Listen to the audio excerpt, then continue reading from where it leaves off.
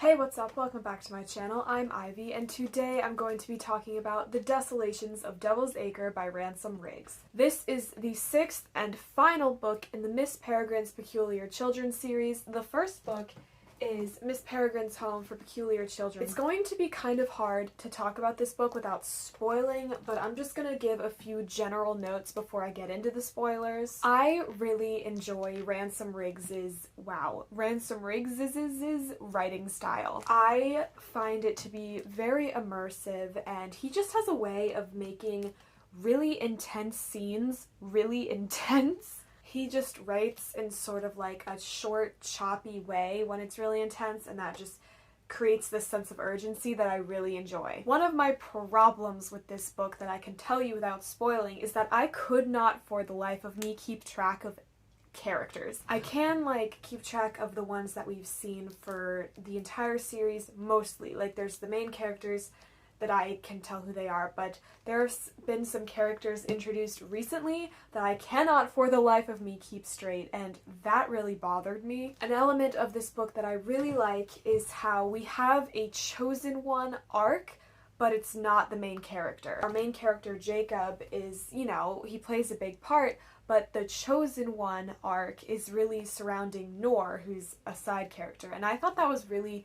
interesting. I adore this world. It's so interesting and unique and just weird, but also so much fun to be immersed in. It's definitely one of my favorite parts. Another great aspect is just the found family dynamic.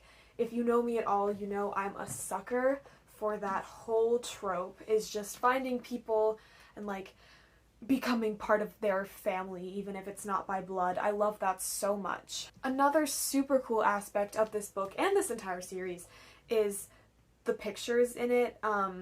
If you're, watching this video, I'm assuming you've read the series, so but just how it's based off of pictures like this has always been so fun, and it's so creative and really smart how Ransom Riggs just weaves all these pictures together. I felt that there were so many unanswered questions in this book. Of course, I can't get into detail yet about what those were because spoilers, but there was just a lot of things that I was like, what?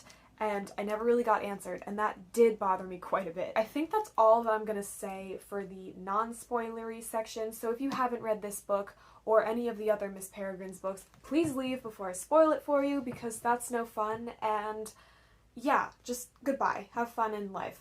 So we pick up pretty much right where we left off in the last book, and Nor and Jacob wake up on the porch at, I think it's Abe's house, and they're super disoriented, but then they start remembering what happened in the last book. They went to find V, and then V was killed, and now Call is probably coming back from the dead. It's pretty tragic that Nor just found V only to have her ripped away again, but this time for good. And I knew that I should feel more sorry for her than I did, but for some reason I just wasn't connecting to her and her trauma. I really don't know why. One of my biggest complaints about this book is how we're basically just undoing everything that happened in book 3 of this series. The first trilogy, everything was kind of wrapped up nicely. We were at a good stopping point, and then with this second trilogy, I feel like we're just undoing everything. Call coming back is so annoying to me. I can't stand it when series like this just can never create a new antagonist. Call was fine. He served his purpose in the first trilogy. I don't know why he's still around. I was so bored with him. He's never been a great villain. I was just so tired of him, and the fact that he's the big bad again was really disappointing for me. And I know that this was where we were going this entire time, but I had really held out a little bit of hope that maybe we would go in a different direction. Another thing that we just completely undo is Jacob and Emma. I thought they were in such a good place. Their relationship, was complicated. There's a lot of issues, but they were resolving them. And then as soon as a new girl walks in to the story, it's what? Jacob and Emma? That never happened. It just felt so forced and just there to create drama. Why did Jacob and Nor have to fall in love? It's so insta-lovey, and I just couldn't care less about their romance. I liked Jacob and Emma. I thought that it was so well developed, and just the interesting dynamic there because of what had happened with Abe, that was really good. Jacob and Noor was just boring and flat, and I don't care. Anyways, I loved the scene when they use Abraham's home defense system against the Hollow. I thought that was really fun and just a great way to kind of grab us and pull us back into this story because it's pretty intense. Following that, we have the Hollow car chase, which is another of my favorite scenes in this book because, again, super intense and exciting. Just really cinematic stuff. It was so good to see Bronwyn and Addison at Jacob's house, and like it was kind of a funny interaction between them and the cops. The cops were like, oh my god, did that dog just talk? They were like, no, and then they just jump into the loop. So Jacob and Noor are returning to the Acre, and they realize that they were gone for 2 days, which doesn't seem like a lot, but when you're really crunched for time, that's pretty bad. Everyone's super excited to see them and to know that they're okay, and correct me if I'm wrong, but I'm pretty sure we ended the last book with everyone being like really mad at Jacob because he kind of screwed a bunch of stuff up, and now they're just like, oh yay, Jacob, you're back. We're not even going to address all of these issues that you guys had. Right away, we see that things are not all fine and dandy in the Acre because of the Desolations, which I thought this would play a bigger part in the book, but it really didn't. Basically, this weird stuff is happening, like it's raining ash and snowing bones and all this weird stuff, and the Imbrans are like, oh, this is a sign that a loop is collapsing, so I thought that was going to play a bigger part, especially since it's the title of the book, but then it really wasn't that big of a deal because we weren't in the Acre for a lot of it. Jacob and Noor have to explain what happened to the Imbrans, which was hard enough, but then they have to face their friends and tell them what happened. And that was really hard. Fiona was in a really rough spot at the end of the last book. She had been tortured, her tongue had been cut out, very traumatic stuff. She seems to be doing better in this book, but I like how she just doesn't immediately get better. Like, oh, I just went through hell, but now I'm perfect again. Like, I like how it's been a battle for her to get to this point. The Imbrans call a meeting with the entire Acre because they need to make the announcement that Call is back. Having the Americans in the Acre created such an interesting dynamic, and I was here for it. I love the drama with the Americans. The meeting, the Imbrans make the announcement, and then Call, like, projects an illusion of himself and is like, I'm so scary, you should all turn against your Imbrans and kill Jacob and Noor. So then a kid tries to kill them, and that was pretty intense because I feel like, yeah, Call is scary, but what's scarier is people turning on you. The communications department, I don't know what it's called exactly, intercepts 6 phone calls. These calls are talking about going to a meeting place, and we figure out that obviously these are going to the other 6 peculiars mentioned in Noor's prophecy. For some reason, I found it so funny that the peculiars do housework when they're stressed, because after the meeting and they find out about these phone calls, they're all super uptight. So what do? They clean, and I find that so pure and just endearing. Enoch reanimates V, and that scene was intense as heck. V tells them a bedtime story that Noor had heard all throughout her life about the doll named Penny who like would lead peculiars to a place. And they figure out from the story that the meeting place is Miss Turn's collapsed loop. It collapsed in 1918, I think. I love how throughout this entire series, there have been all these like stories that the peculiars have always heard that have all these hidden messages that we have to figure out as the story progresses.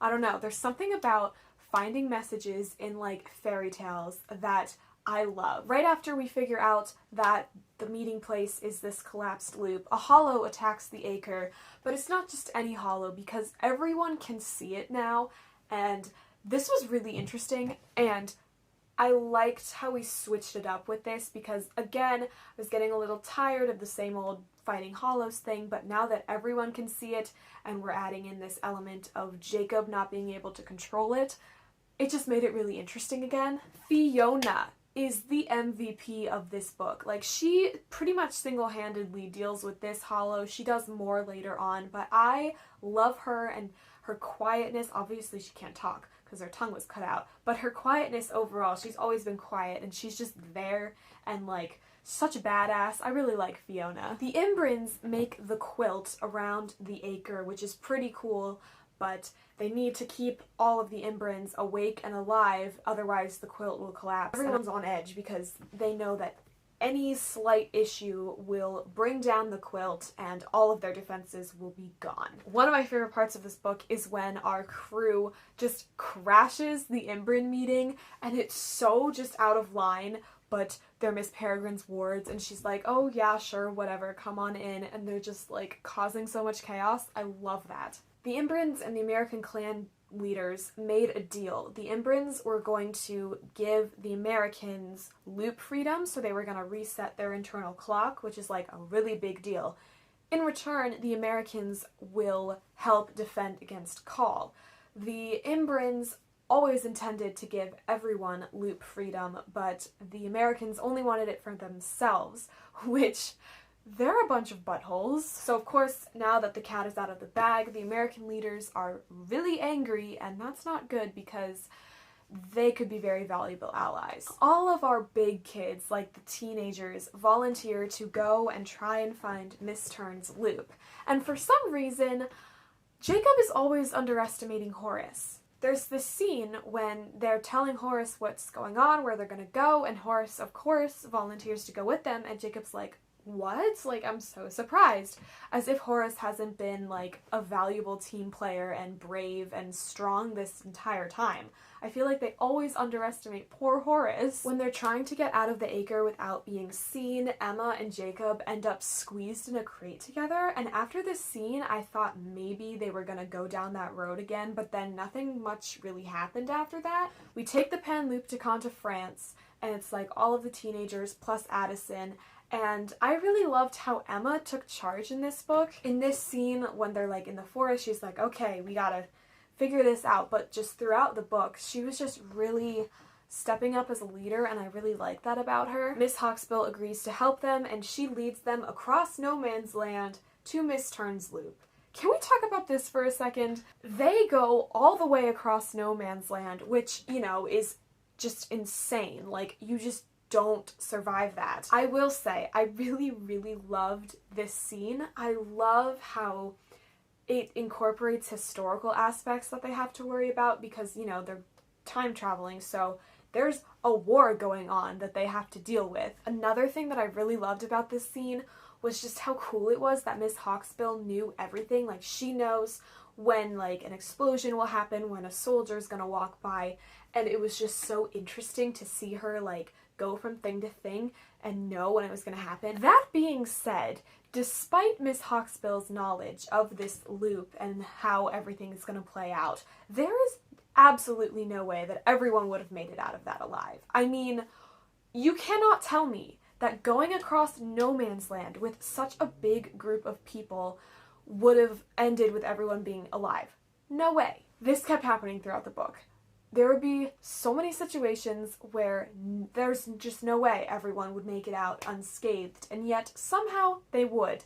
And while I don't wish pain upon these characters, I also want it to be more realistic than this. So I don't really understand how the whole collapsed loop thing works. You have to access the collapsed loop at a time before it was collapsed. In the collapsed loop, Miss Turn, the Imbrin, her memory resets every day with the loop because she's actually dead, but this is before that happened.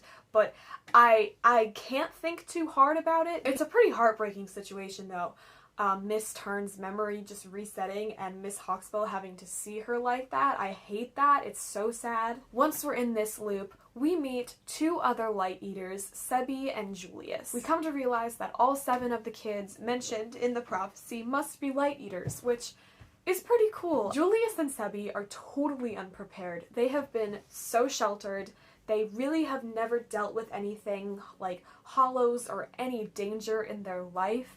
And Jacob and Nor and everyone are like, oh my god, how are these kids going to do what they need to do? Miss Petrel, who is Julius's Imbrin returns with this girl Sophie, who sent out the phone calls, and the doll Penny. They tell our crew that not all 7 kids in the prophecy are needed. There's actually only 1. They only need 1, and the other 6 are fail-safes. All of the other 4 Light Eaters have been killed, so it's just Nor, Sebi, and Julius left. And all that the doll Penny can tell them is that they need to eat Cole's soul, which, you know, is weird. Whites attack because they tracked...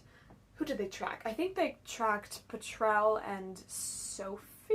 But then Horatio shows up, and let me tell you, I love Horatio. This dude is amazing. He disguised himself as a white. Well, not really. But yes, because he put on someone else's face. So he disguises himself to infiltrate the ranks of the whites. He finds out that they're going to track the Light Eaters to this loop and ambush them, and he goes all that way to save them. There is absolutely nothing in it for him other than his loyalty to H. He swore to protect Nor and the other Light Eaters, and he's going to such great lengths to do just that, and I love Horatio. Murnau, I don't know how to pronounce his name, but Murnau, the giant white, was ridiculous. That is another thing that I didn't like about this book, was the weirdness and the ridiculousness of these giant super whites. What even? It's just, it felt so silly to me, and I'm sorry, but it was silly. I know that if I saw it, it would be terrifying and like I would die in an instant.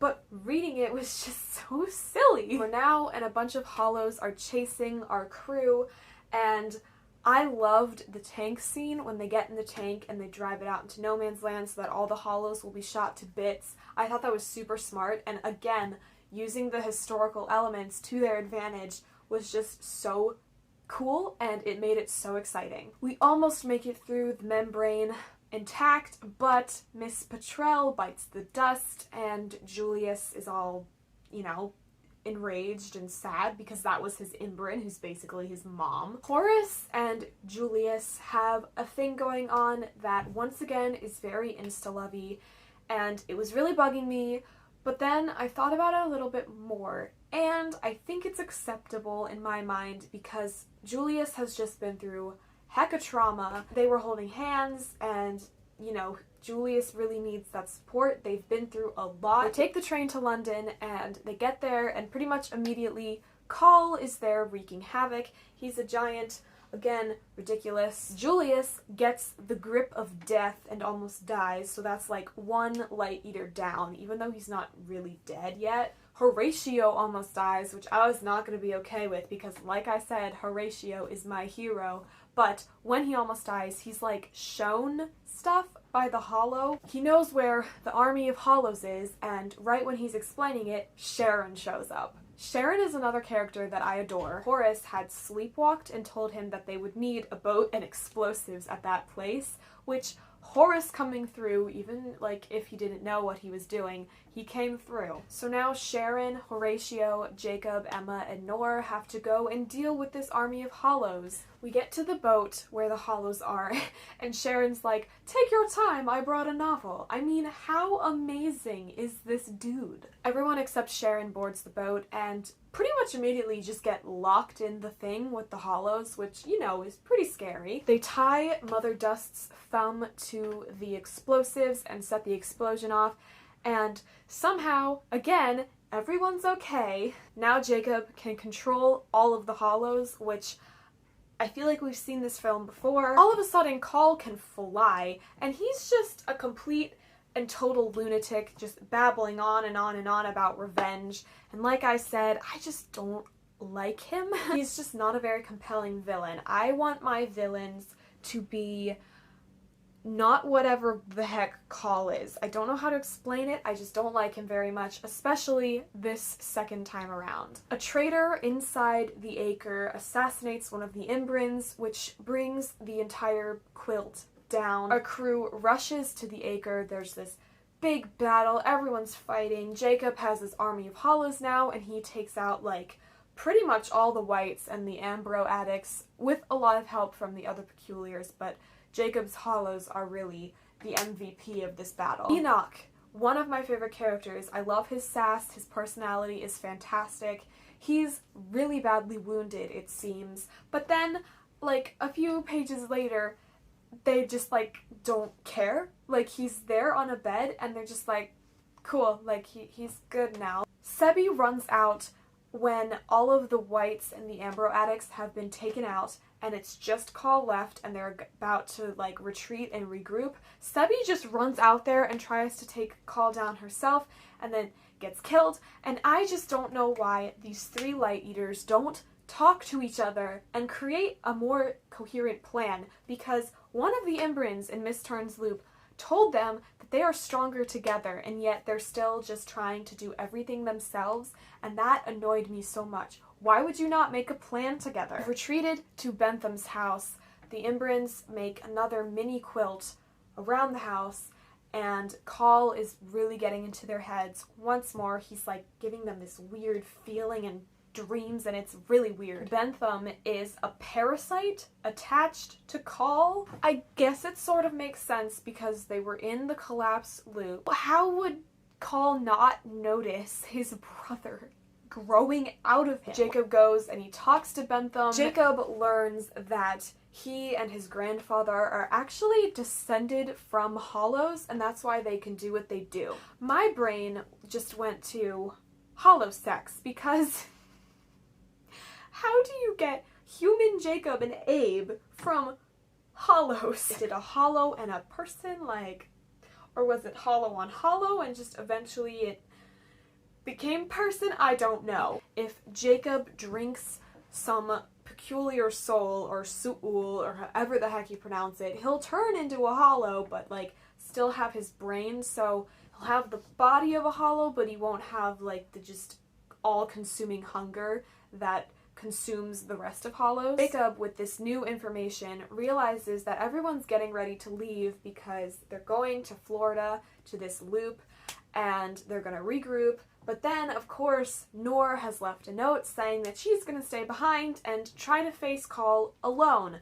Again, why are they all trying to face him alone? It makes absolutely no sense. Jacob, of course, is like, well, I have to help her, so he goes to the Library of Souls and is going to drink the soul water, and of course, some of his friends follow because he didn't shut the door. Why?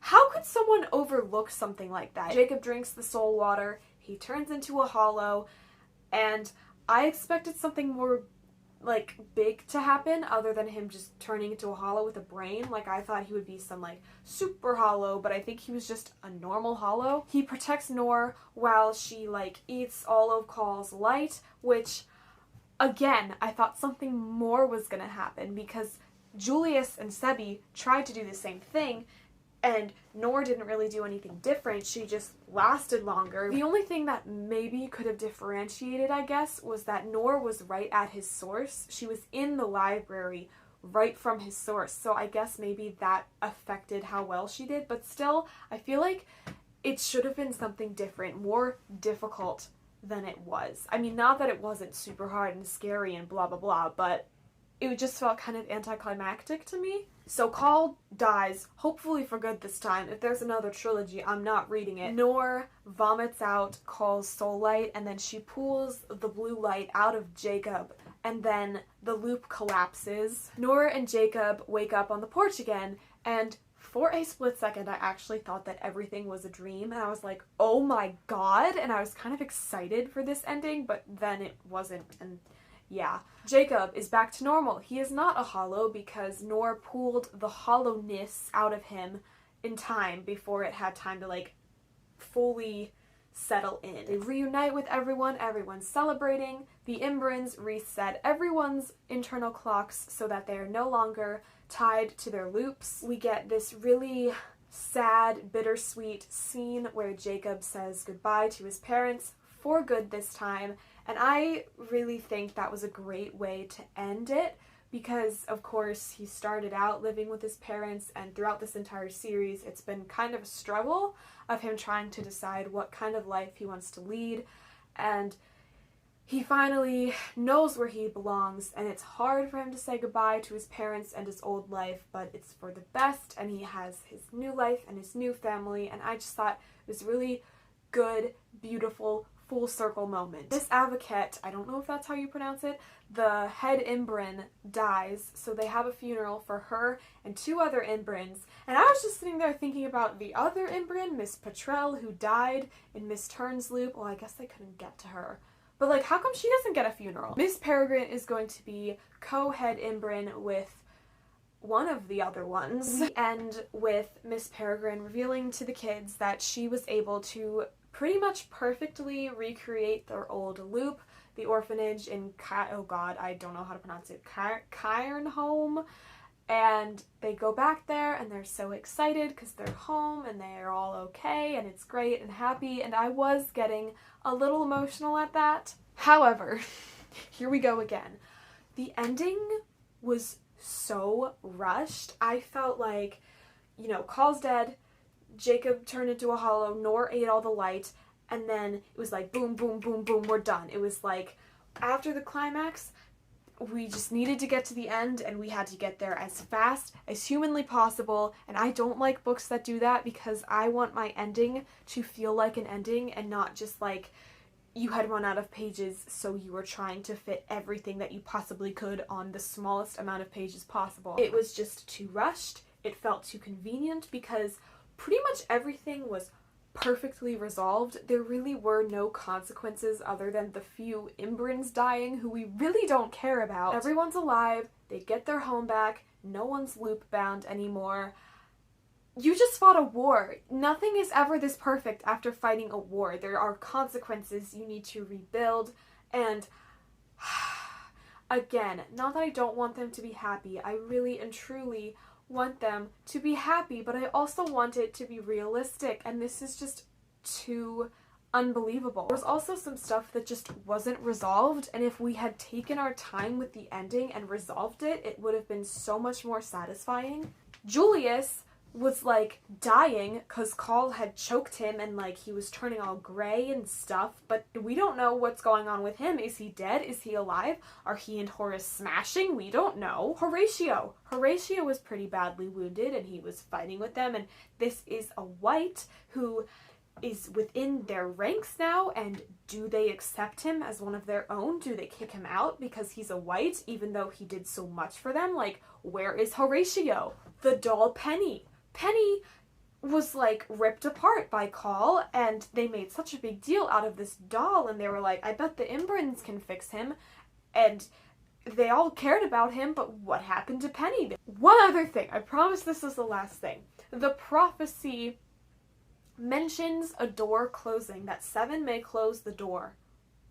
What door? Anyways, that was a lot of complaints all at once, but it was just a lot of stuff that went unresolved, and it really bothered me. Overall, this was quite an entertaining book. I enjoyed it. I'm glad that I read it. There are some very, very good scenes in here that I really enjoyed. Would I have changed some things in it? Yes. Do I think it could have been a whole lot better? Yes. But like I said, it could have been worse. I love the characters and their dynamics. Some of my favorite characters are Emma, Jacob, Miss P, Enoch, Horatio, and Bronwyn. I love all of them a lot. I think they're just so fun to hang out with, and I love how they interact with each other, and they carried this series for me. So yeah, I liked this one. I didn't love it. I had some issues with it, but overall I enjoyed it, so I gave it 3 out of 5 stars. So that is it for today's video. Thank you so much for watching. I hope you enjoyed it. I hope you have a great day, and I will see you next time with another video. Bye.